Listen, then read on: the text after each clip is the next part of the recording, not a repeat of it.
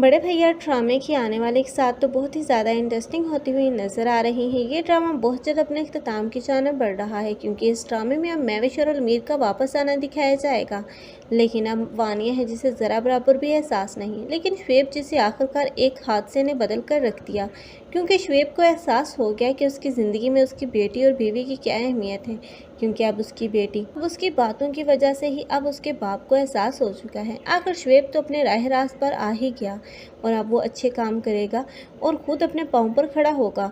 और अब कबीर के पैसों पर भी उसकी नज़र नहीं होगी, बल्कि अपनी बीवी और बच्ची को लेकर अपने घर वापस चला जाएगा। और फरी भी बहुत ही ज़्यादा खुश होगी इस शुएब के साथ। लेकिन दूसरी तरफ फानिया है जिसकी सांसें तो कम होने का नाम नहीं ले रही।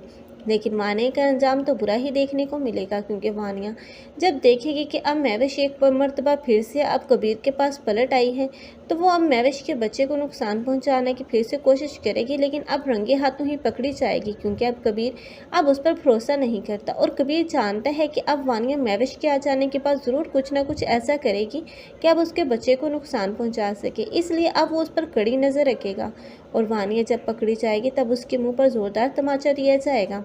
तब समीर को पता चलेगा कि उसकी बीवी को अब कबीर क्यों डांट रहा था। उस दिन समीर के सामने पूरी हकीकत वाज़ेह होगी। तब यही समीर होगा जो कि अब उसे अपनी ज़िंदगी से निकालने का फ़ैसला कर लेगा। लेकिन कबीर उसे मना करेगा, क्योंकि वो नहीं चाहता कि उसकी वजह से अब समीर का घर बर्बाद हो या उनके बच्चे को कोई भी तकलीफ़ पहुँचे। इसलिए अब वो बच्चे की खातिर ही मैं अब वानिया को उसकी ज़िंदगी में रहने का बोलेगा।